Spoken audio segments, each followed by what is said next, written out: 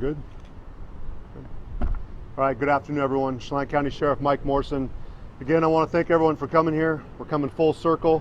We look at about 4 months ago, we were just sitting here breaking the news about this tragic situation of the deaths of Peyton, Evelyn, and Olivia.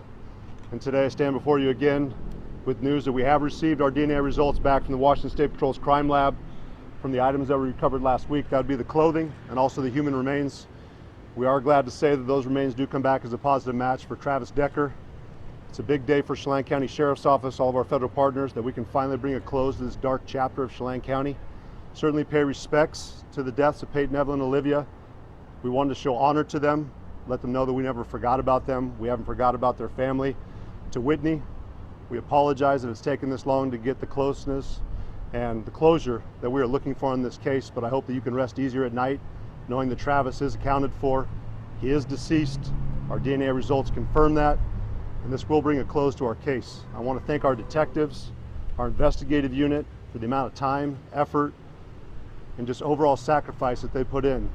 They never relented on this case. They remained focused, and they made sure that, number one, justice was served, and most importantly, the law prevailed in this situation. We appreciate all of our federal partners, the FBI, the U.S. Forest Service, the U.S. Marshal Service, who will come up and talk after me, and then we'll take questions after that. We also had our partners at the Criminal Investigation Division, Border Patrol with their BORAT team, and also their BOR Star team. We couldn't have done this by ourselves. We're a medium-sized agency, as I've said throughout this process. We appreciate our federal partners standing up alongside of us, assisting us. We appreciate the Washington State Patrol. Specifically, I'd like to give thanks to operational psychologist Stacy Gutchett and her work and her forensics analysis of Mr. Decker that assisted us in our fourth search, pointed us in the direction of Grindstone Mountain, an area of interest that we wanted to search, and her insight and guidance led us to an important area to search where we did eventually locate Mr. Decker. Again, we couldn't have done this by ourselves. I want to thank the King County Sheriff's Office, the Snohomish County Sheriff's Office, the Spokane County Sheriff's Office for also coming alongside of us, allocating their air assets to us. We could not have done it by ourselves if we had not had the rappelling capabilities that we had from the helicopters. Again, we would have struggled. They would have taken months longer, and we're thankful for that. But most importantly, to our community, thank you. Thank you for supporting us, being patient. We wanted this wrapped up within the first couple days. We knew it took months. We knew that you sat on edge as we were also stressed out about this situation. But again, you never wavered your support from us. We're grateful for that. We haven't forgot it, and we hope that you can also rest easy at night knowing that Mr. Decker is accounted for. Unfortunately, he's deceased. To his family, my condolences to you. I understand this could be your brother, your son, your family member. We never wanted any harm to come to him, but unfortunately the circumstances are what they are. He succumbed to whatever injuries those were. We're going to hear back from our coroner's office, the medical examiner, if they're able to get a cause of death or a time of death. But we appreciate them also working with us, working closely with us, and also being respectful of those remains as we found them. We will hand them back over to his family when the time is appropriate. But we just thank everyone that has come alongside the Chelan County Sheriff's Office, the media, who has also been here assisting us as we've kept Mr. Decker's face out there in public. I know at times a lot of the citizens, not only here in Washington State, but nationally, were wondering when are we going to get closure to this case. Again, we needed the media to do this. We needed them to keep their face out there so we could have Travis, if he was out beyond our borders, at least under some pressure. But again, fate had what it was. We were able to locate him, and again, we appreciate it. I'm going to let the U.S. Marshal Service also present. They've been alongside us from day one. We appreciate that partnership, the resources, the finances they put into this. We couldn't have done it without them. Same with the FBI, but the Marshal Service really took on a heavy burden for us, overseeing the search efforts, while our detective investigative units went and focused primarily on the investigation, knowing that we were getting ready for a criminal trial. This was a triple homicide. We never lost sight of that. This was also a kidnapping. We never lost sight of that.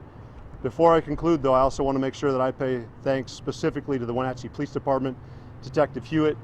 If it had not been for his tireless effort, the days coming up to Monday when we jumped into this investigation, we would have had 2,900 square miles that we've had to search without any real guidance. His efforts, the Wenatchee Police Department, their investigative unit, certainly gave us a leg up to be able to track them down, get to the site quickly. We thank Deputy Mike McLeod for his quick work in finding that campsite. But again, not only nationally with our federal partners, state partners, but regionally we had help with the Douglas County Sheriff's Office, East Wenatchee Police Department, Wenatchee Police Department, but specifically I want to make sure Detective Hewitt was recognized for his efforts, his work. He certainly gave us everything we needed to jump into this investigation and get there quickly, and they continued to stay beside us, talking with Whitney and the family, making sure that they were talking with them as we were focusing on the investigation. So I just want to make sure I said thank you to them as well. I'll let the Marshal's office speak, and then after that we'll take any questions you have. Thank you. Thank you, Sheriff. Jerome Brown with the Marshal Service. I'm based out of Spokane, Washington. I'm the supervisor for the task force. The first time I spoke before this podium, I promised you that we would not stop until we found the fugitive. My job and my team's job is to find the fugitives using the Rapid Advancing Manhunt program, which we did, along with the help from the partners that was mentioned from the sheriff already. There's numerous to mention. I'm not going to go over the list again, but without the community, which is what this truly is about, law enforcement community, family community, community members that are out here present, without all of you, we could not have done this. This is a team, truly team, family endeavor. That's why this was successful. So remember that when you go home, that we were supported with food, roofs, things when we needed them to accomplish our mission as a law enforcement community. You helped us and supported us in that endeavor. That's why we are successful. So again, thank you to everybody, and I'll go into questions unless Sheriff has something else. No, we'll open it up to questions. Are you able to talk a little bit at all, I know it's very early, about how he died or when he died? We're going to leave it up to the coroner's office. Coroner Harris has already confirmed that they're doing the best they can with their medical partners to determine if they can determine a cause of death and also how long he had been deceased when he was out there. Again, we understand that process takes time. We did not get full remains. We have gotten majority of the remains back. But again, that's a process, and we're hoping that they are able to determine that, because we know that's something the community wanted to know. But as of now, we don't have those answers. Sheriff, were there any clues to try to figure out whether he had been on the run all this time or if he went straight to Grindstone Mountain? Based off the information we have, it appears that the potential of him going directly up Grindstone Mountain shortly after the event or within that day would be pretty consistent. But again, we'll look at the time frame once we hear back from the coroner's office, and hopefully we can get a clearer picture on what was the cause of death. Again, if it was anything outside of what would be an explainable cause of death and it wasn't at Mr. Decker's own decision by his own hand, we would investigate that as a separate homicide. Again, we will pay respects to him. We'll honor his family as well, but we'll wait to hear what the coroner's office and the medical examiner has to say. Sheriff, how were you able to circle in on this one specific tiny area to actually find the body? So this was our fourth search. It was a planned search. We appreciate the U.S. Marshals overseeing that, taking it on. The FBI had done our third one. After that, this was the area that we had been speaking with the Washington State Patrol and their operational psychologist, who I mentioned before. That would be Stacy Chuckett. Really appreciate her insight. So we did get forensics analysis when it came back from the U.S. Marshal Service, the FBI, with their forensic psychologist, and of course the Washington State Patrol. And she had highlighted an area of interest that was on Grindstone Mountain. She even guesstimated about what elevation we were looking at, and we really appreciate her insight. She brought certainly a different perspective than we had received from the FBI or the Marshal Service. But again, we were taking information as we could throughout this investigation. It was rapidly evolving. I think we utilized our resources best as possible. And the last iteration, Washington State Patrol coming in with this contracted operational psychologist, certainly gave us a different area to look at, but it was always something that we were going to check next as our search area continued to expand out. Sure. What was kind of the clues that led to that area being, as you mentioned, an area of interest? It was outside of the three search areas that we had already checked. It was certainly within sight of our original crime scene, and we knew also with the information that had been obtained with the psychologist there from Washington State Patrol that they viewed that would be an area that they might have singled out, or Mr. Decker might have viewed out as an area that he would have headed. Sheriff, I saw that there was a tip line. How many people submitted to that tip line? And did rumors or any other leads kind of prolong like the lead, or was that difficult in that? So certainly we were running our tip line. We really appreciate the FBI coming in and overseeing that over the first couple of days of the operation. You're going to thousands of tips coming in, and then of course it slowly dwindled down. But you're hearing leads that everyone was telling us, you've missed it, he's already in Canada, he's in Mexico. Clearly we have the Marshal Service. They have relationships as well with international partners. We did have international partners in Mexico and Canada following up on leads, along with nationally here. We had viewings in Montana, Idaho, Texas. So again, we appreciate our national resources that we had. Also, we had local resources in different states that were willing to step up, assist us, track down leads. Again, we couldn't have done this by ourselves, but certainly we weren't overlooking any tip that came in, any bit of advice that we had. But it certainly strained our resources that we did have, but we primarily kept our focus here with our investigators, and eventually we got the results we were looking for. Sheriff, can have you you tell us spoken just with how- Whitney and kind of walk us through how the family is coping at this time? We know that this has been a tragedy that's devastated the entire community. Yeah, so I have been in touch with Whitney. We've certainly tried to respect her privacy throughout this process. We know that she's grieving, the family's grieving. We've told her that we will share information that she feels appropriate. We had a general idea. I'd like to thank Captain Chance with Wenatchee Police Department. He really was the point of contact primarily with the family. But when we did have press releases that came out that I felt would be more shocking to the conscience, we did try to communicate that with her so she wasn't taken back by it. But we understand no matter what, this is not going to bring Peyton, Evelyn, and Olivia back. If anything, we just hope that maybe she would sleep better at night. She wouldn't be looking over her shoulder. But we understand nothing we can do is going to reverse this travesty and bring her daughters back, which we feel for that. But we certainly have done everything we can to be supportive of her and respect her privacy and keep her informed when she needed to be. Can you talk a Can little?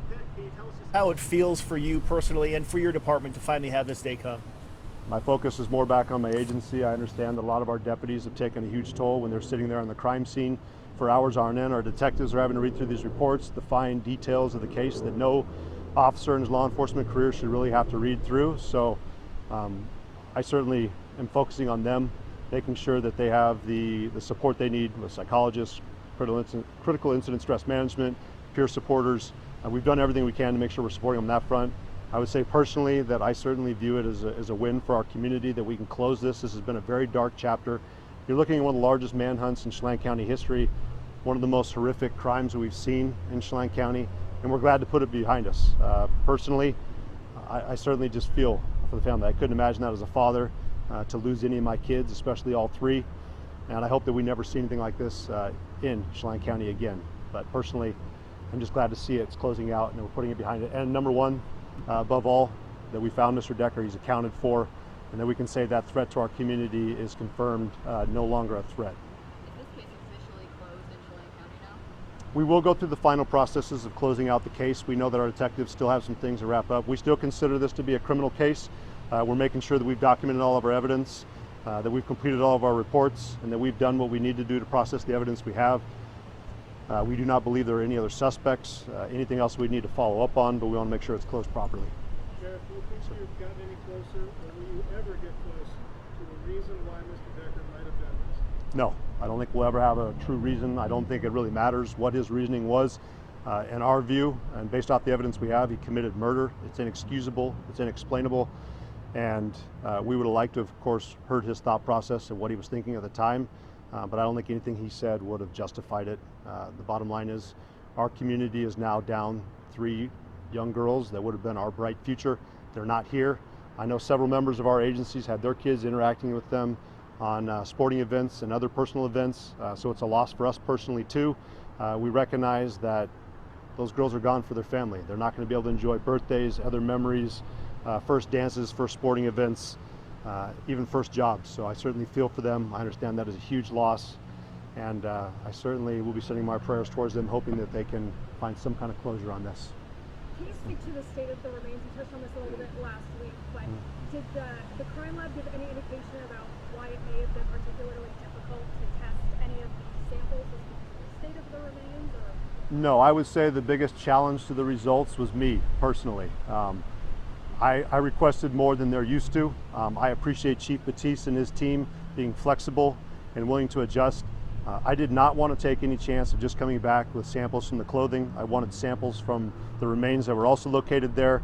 I know this was an unusual request for the State Patrol. I appreciate them humoring me on this, but we also want to make sure we shut down conspiracy theories. Mr. Decker did not bring anyone else up there and leave the remains behind. This is Mr. Decker's remains. The clothing matches, the remains match. That is the end of the conversation. This is why we asked them to take their time, test more samples. And again, I have to follow the lead that our detectives did. They've been thorough by the book and have not rushed any process through this. So when we're making this request to the Washington State Patrol, I understand that it took more time, but I certainly have to follow our investigators' leads and say, go the extra mile, don't rush this investigation and make sure it's closed out properly. I think we did that, though it was frustrating to our community. I understand that, and to others, the Sheriff's Office did exactly what it was supposed to do. Is there any specific estimate of how many personnel across all the agencies worked together throughout this entire process? I would say hundreds. In the search alone that the FBI coordinated, we were over 100 personnel that were on the ground searching. in addition to the amount of money that each agency has contributed. Had the Chelan County Sheriff's Office and the Chelan County government itself had to absorb the cost of this, it would have bankrupted our county. So thank you to the FBI, thank you to the U.S. Forest Service, thank you to Border Patrol, thank you to the Marshals, thank you to every single municipality and county agency that came out, contributed funds. Again, we couldn't have done this by ourselves, and I've heard you spent a lot of money. I guarantee if it was your kids, you would ask me to spend the same amount of money. So if I had to do it over again, we'd do it exactly the same way to ensure that justice was served and again that the law prevailed. Is this the largest manhunt we've seen in the nation? I'm not sure on the nation. I certainly have our subject matter expert here, but for Chelan County, this certainly takes the largest manhunt that I think we've ever seen, that we've ever heard of. And we did talk to former members of our agency, but I don't think we've ever seen anything like this before. Sheriff, is there a timeline from the coroner's office as to when they may have some more definitive results as to a cause and manner? They said it could take months. I'm not the subject matter expert in here, but I know that Coroner Harris was open to have any questions on that front to be redirected back over towards him. Certainly someone I would trust his opinion. He's done an excellent job for not only the industry, but our county for several years. We're going to miss him, but I know we've got a good candidate coming up behind him with Deputy Earl Crow that's going to be taking that position potentially. So we've got good people in there. I know they'll get the results when they get them. Anything else from anybody? Thank you for your hard work, Sheriff. Well, it was definitely a group effort. The Sheriff's Office didn't do this by ourselves. I know I get to stand up here and take some credit, but we didn't do this by ourselves. It certainly was a group effort. The Marshal Service was key. Again, they took on the workload that was this manhunt. The FBI was certainly pulling every string they could behind the scenes, getting additional resources. If we hadn't got the additional funding for that third search, I get that we didn't get the results we wanted to, but we certainly did everything and was showing that we weren't willing to give up. We were going to continue to do what we needed to do, but we're just appreciative for all of our partners that came alongside us. And most importantly, and I want to say this too, like our deputies stepped up every single day while we were out here taking on fires, as we're seeing here. The 365-day, 24/7 coverage that we provided was still being taken care of. You've seen our deputies at work handling other cases, and I appreciate them too. They've done a lot of personal sacrifice, and we continue to be here and support them, just appreciative of their efforts. I appreciate it. Thank you. Appreciate you coming.